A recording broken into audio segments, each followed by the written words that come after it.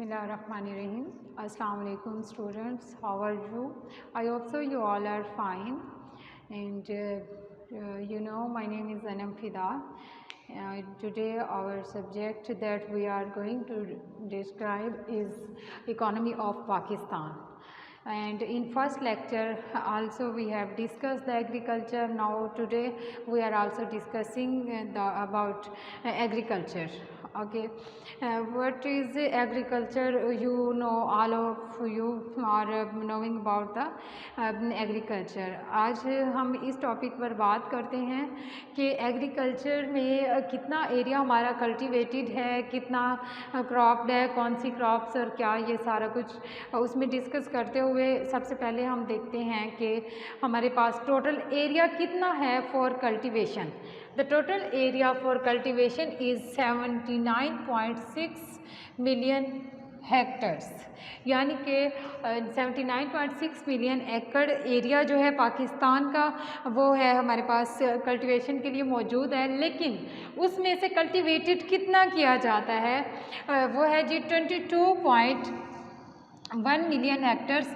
22.1 million Hector जो है वो कल्टीवेट किया जाता है. इतने में से तो अदर जो रिमेनिंग है उसकी हम डिस्कस करते हैं कि कुछ उसमें से फॉरेस्ट की तरफ चला जाता है, कुछ वेस्ट हुआ हुआ है हमारे पास. You all of know that the काफ़ी ज़्यादा एरिया है जितना कि वेस्ट हुआ हुआ है. एंड इसमें हम इसकी बात करते हैं क्रॉप्ड में. क्रॉप्ड कितना है 23.3. अच्छा, और फॉरेस्ट में कितना है 4.6 यही मिलियन एकड़ एंड मिलियन हेक्टर्स. अच्छा, इसमें अब हम बात करते हैं कल्टीवेटेड है क्या.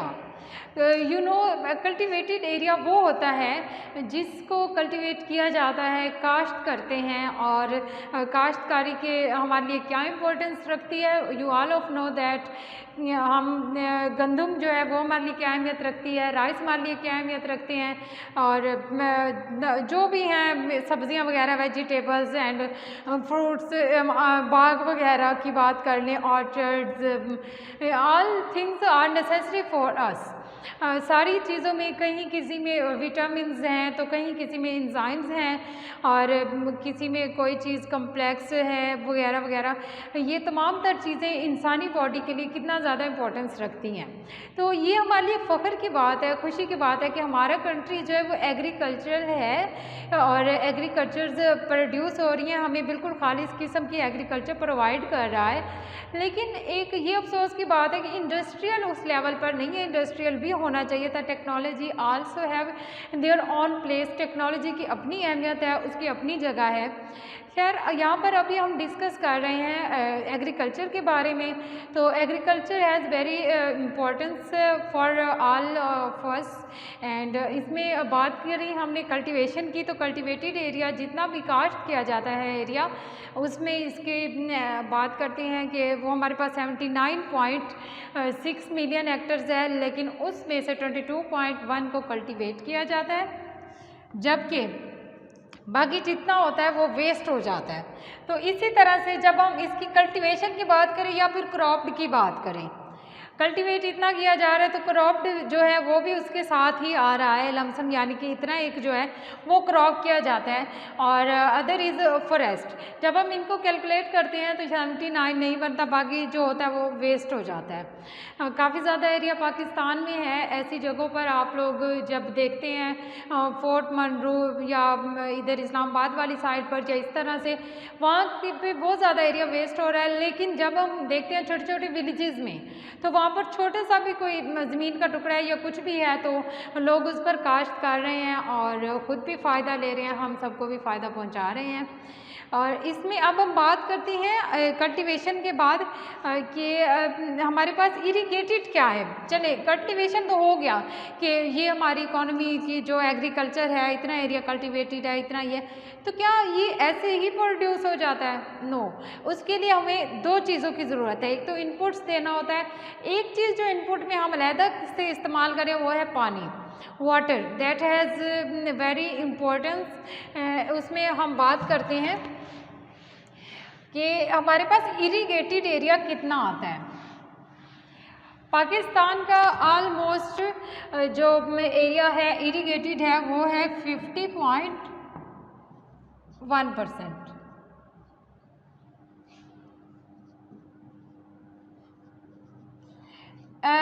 ये टोटल एरिया की बात नहीं कर रही कि टोटल एरिया का 50.1 है, नहीं ऐसा नहीं है।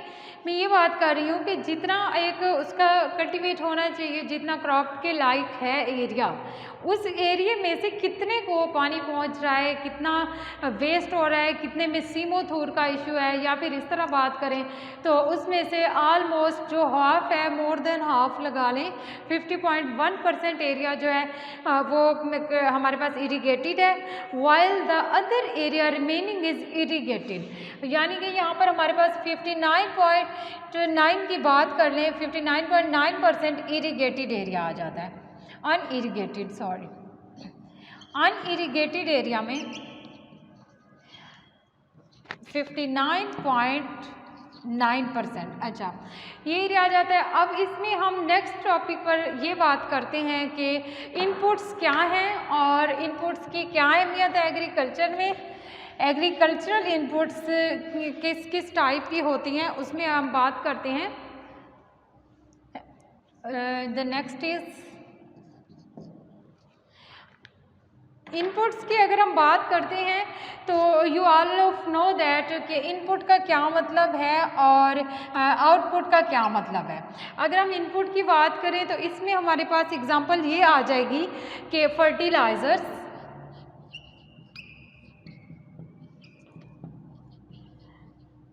एंड पेस्टिसाइड्स, ये भी इनपुट ही है ना। पेस्टिसाइड्स, फर्टिलाइज़र्स, पेस्टिसाइड्स, लेबर ले लें, ये भी इनपुट है हमारे पास। एंड कोई भी एंटीजम्स या फिर इस तरह की कोई भी चीज़ें। अच्छा, अब इनपुट में ये चीज़ अहमियत रखती है, लेबर के साथ हम कैपिटल को लेंगे। ये हमेशा याद रखिएगा कि लेबर और कैपिटल साथ साथ चलते हैं। अच्छा, कैपिटल में जो हमारे पास इनपुट आता है वो हमारे पास लैंड आ सकती है, और लैंड के अलावा हमारे पास आ सकते हैं जी हार्वेस्टर्स आ सकते हैं, ट्रैक्टर्स आ सकते हैं। ओके, यहाँ पर हमारे पास आ गया फर्टिलाइज़र्स। फर्टिलाइज़र्स क्या है और इसकी क्या इंपॉर्टेंस है। फर्टिलाइज़र्स में जितनी भी खादें, ये आप लोगों ने नेम सुने हुए हैं जी, सोना, यूरिया, ये वो इस तरह की जितनी भी खादें आती हैं वो इसमें हम लेते हैं जी फर्टिलाइज़र में। और फर्टिलाइज़र में जब हम ये तमाम तर किस्म की खादों का इस्तेमाल करते हैं या ये सारी इंपॉर्टेंस रखते हैं, आप लोगों ने ये सुना हुआ है कि फ़लाँ बीज जो है हाइब्रिड है, फ़लाँ वेजिटेबल जो है वो हाइब्रिड आ रही है, तो बिल्कुल ऐसा ही है। अभी आप लोगों ने वेजिटेबल्स देखी, फॉर एग्जांपल करेले की बात कर लें, कद्दू, भिंडी, ये सारे बैंगन जो भी हैं ये हाइब्रिड भी आ रहे हैं। तो यानी कि फर्टिलाइज़र जो है इसमें कितनी अहमियत रखता है इनपुट में कि उसमें बहुत जल्दी ना उससे प्रोडक्शन होती है और बहुत ज़्यादा हो जाती है हाइब्रिड में। You all of know these are the very simple things. And उसमें फर्टिलाइज़र के बाद फिर पेस्टिसाइड्स। पेस्टिसाइड्स बहुत ज़्यादा अहमियत के हामिल होते हैं। एंटीबैक्टीरियल्स की बात कर लें या इस तरह की। पेस्टिसाइड से मुराद वो अद्वियात हैं जो हम क्रॉप्स में देते हैं। फॉर एग्जांपल अभी एक बीमारी आई हुई है टिड्डी दिल जिसका नाम है, और वो काफ़ी ज़्यादा न्यूज़ में भी फेमस हो रही है और बहुत ज़्यादा वो हमें नुकसानकारी है हमारी जो भी हैं क्रॉप्स वगैरह को। तो टिड्डी दिल है या फिर इस तरह के हैं। अब पेस्टिसाइड्स का जहाँ पे जिक्र आ रहा है और यहाँ पर मैं बात कर रही हूँ टिड्डी दिल की, तो आप लोगों के जहन में ये आ रहा है कि चलें ठीक है, पेस्टिसाइड से जो भी उसमें होता है सुंडियाँ या फिर कीड़े, उसको तो ठीक है उसने मार दिया, फसलों को बचा लिया, लेकिन टिड्डी दिल को ऐसा नहीं आ रहा कि मार दिया गया हो या फिर कोई ऐसा स्प्रे नहीं आ रहा। तो हाँ, अब यहाँ पर हमारे पास बात आती है कि हमारा कंट्री जो है इतना टेक्नोलॉजी में स्ट्रॉन्ग नहीं है। जब इतना स्ट्रॉन्ग नहीं है तो हमें इस चीज़ का सामना करना पड़ रहा है। उसके लिए मैं यहाँ पर ये बात करना चाहूँगी कि जितने भी इंडस्ट्रियल होती हैं, फैक्ट्रीज़ होती हैं, उनको अहमियत दी जाती है, इंडस्ट्रीज़ को दी जाती है, तो उनके लिए आने वाले वक्त के लिए तैयार रहा जाता है। अगर आप फार्मर्स की तरफ या फिर जितने भी फार्म्स हैं उनकी तरफ नज़र डालें तो क्या कभी ऐसा हुआ कि एग्रीकल्चर में आने वाले नुकसान के लिए तैयार रहा गया हो? नहीं, ऐसा कभी भी नहीं हुआ। देखिए हमारे पास जब गंदम का होता है उसमें भी ये इशू होता है कि बारिशें आ गई, इस बार गंदम जो है वो ख़राब हो गई। तो अब देख ले टिड्डी दिल का भी तो इसी तरह से हुआ ना कि टिड्डी दिल ने इफेक्ट अपना कर दिया। खैर, अब ये जो इनपुट है पेस्टिसाइड, हो सकता है कोई ऐसा पेस्टिसाइड या एंटीबायोटिक ऐसा तैयार कर लिया जाए जो स्प्रे वगैरह जो टिड्डी दिल को मार भगाए। इंशाल्लाह बहुत जल्द ये बेहतर हो जाएगा। तो इस तरह से ये सारे जो है इनपुट्स में अहमियत रखते हैं ये। जब हम इसके बाद बात करते हैं कैपिटल की, कैपिटल क्या है जी? ट्रैक्टर्स हैं, हार्वेस्टर्स हैं और डिफरेंट हैं कैपिटल्स। उसमें जो पुराने ज़माने में था वो ये था, उनका कैपिटल यही होता था कि लेबर, तो आपको पता है ना कि लेबर क्या है, लेबर जितने भी मज़दूर वहाँ पर काम करें, ये भी हमारे पास इनपुट है, ठीक है। अब वो जो मज़दूर अपना काम कर रहा है उसके साथ जब वो आ जाते हैं ट्रैक्टर्स वगैरह, पहले ये था बैलगाड़ी, बैलगाड़ी ही उसका कैपिटल होता था और वही उसके साथ मिलकर काम कर रहा होता था, ठीक है। और कैपिटल लैंड भी है, तो ये होता था। लेकिन अब ये है जदीद दौर आ गया, इनोवेशन आ गई है और उसमें अब जितनी भी ये सारी मशीनरीज वगैरह आ रही हैं, कैपिटल आ रहा है, वो लेबर के बगैर काम नहीं करता, तो लेबर जो है वो उसके साथ ही मिलकर काम कर रही होती है। एक यहाँ पर हमारे पास ये इनपुट आता है। और इसी तरह से अगर हम ये देखें कि लेबर और कैपिटल, इसकी रेशो की अगर हम बात करते हैं तो रेशो में ये आता है कि कैपिटल ज़्यादा होना चाहिए या फिर लेबर ज़्यादा होनी चाहिए। तो लेबर, आपको पता है हमारे यहाँ लेबर बहुत ज़्यादा काम कर रही है, जहाँ पर भी है वहाँ पर लेबर, जितनी भी कास्ट करने वाला एरिया वहाँ पर लेबर बहुत ज़्यादा आ रही है।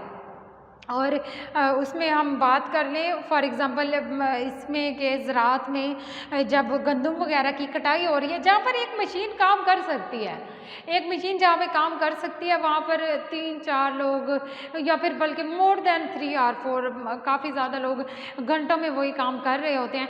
तो ये है जी मुख्फी लेबर, जो कि मैं आपको पिछले लेक्चर में भी बता चुकी हूँ। ये मुख्फी एम्प्लॉयमेंट है, यानी कि छुपी हुई है। बज़ाहिर तो वो देखने में रोज़गार नज़र आ रहे होते हैं कि वो एम्प्लॉयड हैं, while they are not employed, they are in fact the unemployed persons. वो अनएम्प्लॉयमेंट में आ जाता है, वो एम्प्लॉयड नहीं होते हैं। और जब ये लेबर की जगह पर एक मशीन काम कर सकती है तो इतना लेबर की ज़रूरत क्यों होती है? अच्छा, यहाँ पर अगर हम बात करते हैं कि पेस्टिसाइड्स में फूड को, अगर हम हाइब्रिड की बात कर रहे हैं, हाइब्रिड करने के लिए पेस्टिसाइड्स जो हैं हमारे पास जितनी भी उसमें आ जाती है कि प्रोटेक्शन जो है प्रोडक्ट्स की और क्लीनिंग जो है वो बहुत नेसेसरी है। अच्छा, यहाँ पर अगर हम एग्जांपल लें करेलों की, तो करेले इस तरह से प्रोड्यूस होते हैं, वो ब्लैक से शॉपर्स होते हैं खेतों में, आपने देखा होगा वो किस तरह उसको सन रेज से सेव कर रहे होते हैं। फिर उसमें वो जो है एडिटिव एंड प्रोटेक्टिव जितनी भी मेडिसिन होती हैं वो उसके साथ उसमें यूज़ कर रहे होते हैं, पेस्टिसाइड्स यूज़ कर रहे होते हैं।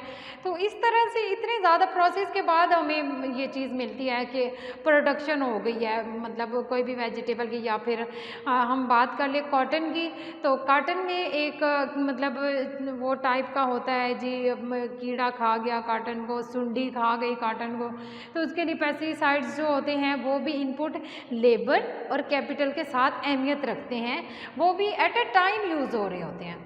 तो ये हमने यहाँ से अक्स किया कि ये तमाम तर जितने भी इनपुट्स हैं ये सारे साथ साथ चल रहे होते हैं।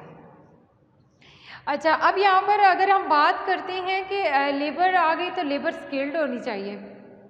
स्किल्ड लेबर की अब बहुत ज़रूरत है, क्योंकि आजकल जिस तरह के हार्वेस्टर्स आ रहे हैं और जिस तरह की मशीनरीज आ रही हैं उसके लिए लेबर स्किल्ड होनी चाहिए। लेकिन अगर इस कैपिटल से हट के भी हम बात करते हैं तो हमारी लेबर जो है वो स्किल्ड होना बहुत ज़्यादा नेसेसरी है और स्किल्ड है। पाकिस्तान की जितनी भी लेबर है वो स्किल्ड है, वो इस चीज़ में महारत रखती है कि उसने अपने जितने भी खेत हैं, वेजिटेबल्स हैं, उनको कीड़े मकोड़ों से, इन चीज़ों से कैसे बचाना है, और एट अ टाइम ये चीज़ उसके साथ साथ ही चल रही होती है। तो इसको हम यहाँ पर कहेंगे कि प्रोसेस, यहाँ पर लेबर के साथ जो प्रोसेस है ये भी इनपुट है। प्रोसेस भी इसमें इनपुट में आ जाता है ना, कि ये अलाउ करता है इनपुट को, एक्शंस के बाद एक्शंस में आ जाएगा ना, प्रोसेस एक्शंस, और एक्शन के बाद ये अलाउ करेगा कि हमारे पास आउटपुट आ जाए। उसके बाद ये आ गया हमारे पास आउटपुट। अच्छा, यहाँ पे ये आउटपुट की अब हम बात कर रहे हैं कि आउटपुट क्या है। आउटपुट ये है कि मे भी हमें नुकसान हो रहा हो और मे भी फ़ायदा हो रहा हो। तो ऐसा हम नहीं कह सकते कि जब भी एग्रीकल्चर में इतनी ज़्यादा इनपुट्स का इस्तेमाल किया जा रहा है तो जो आउटपुट हमें मिलने वाला है वो हमेशा पॉजिटिव होगा। यहाँ पर बात करेंगे कि आउटपुट जो है इसमें मे पॉजिटिव और मे बी नेगेटिव। आउटपुट की बात करें तो ये पॉजिटिव भी हो सकता है, नेगेटिव भी हो सकता है। पॉजिटिव से ये है कि बहुत ज़्यादा फ़ायदा हो सकता है, प्रोडक्शन इंक्रीज़ हो सकती है, वाइल जो नेगेटिव है उसमें लॉस इस तरह से होगा कि बारिशें आ जाती हैं या फिर ऐसा कुछ होता है।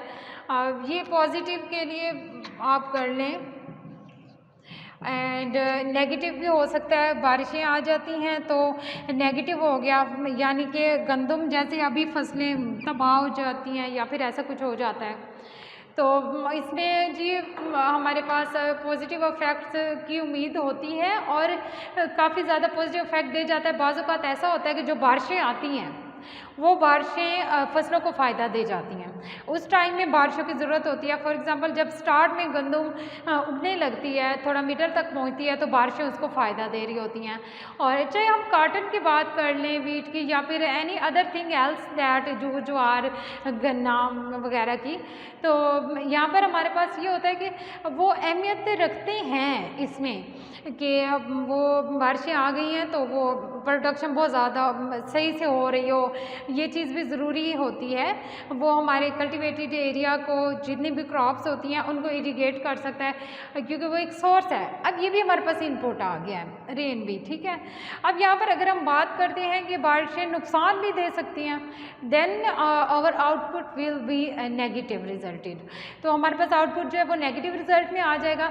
ओके, अब यहाँ पर हमारे पास एक बात जहन में आती है कि जैसे कॉटन की बात कर रहे हैं, वीट चले हमने उसका फ्लोर बनाया और उसको यूज़ किया, आफ्टर ईटिंग हमने उसको कर लिया, बस ख़त्म वीट की स्टोरी।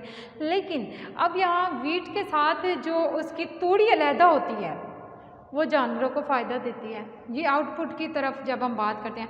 अब जब कॉटन है तो कॉटन की तरफ ये होता है कि कॉटन में हमारे पास जो फाइबर्स होते हैं, धागा तैयार किया जाता है, थ्रेड तैयार किया जाता है, क्लॉथ्स तैयार किए जाते हैं। अच्छा, यहाँ से ये बात ज़हन में आती है कि ये जो एग्रीकल्चर है, कॉटन है और गन्ने की बात करें तो वहाँ से चीनी और गुड़ बन रहा है, शुगर मिल्स वगैरह, तो ये कनेक्ट हो गया इंडस्ट्री से। अच्छा, ये चीज़ क्लियर हो रही है कि इंडस्ट्री जो है वो किसके सर पे चल रही होती है, एग्रीकल्चर के।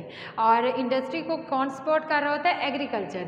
तो हमारी कंट्री को इसलिए कहा जाता है कि हमारे यहाँ जो रीढ़ की हड्डी है, बैकबोन है, वो हमारी एग्रीकल्चर ही है और एग्रीकल्चर को ही हम इस्तेमाल कर रहे हैं जी अपनी रोज़मर्रा की ज़िंदगी में। मज़दूर लोग हैं, किसान हैं, फार्मर्स अपना वक्त गुजार लेते हैं, एक दिन दिहाड़ी लगा ली और उनको शाम को खाने का भी मिल गया। और फिर अगर हम ज़राअत में कुछ और चीज़ें कनेक्ट करें तो वो हमारे पास एनिमल्स आ जाते हैं।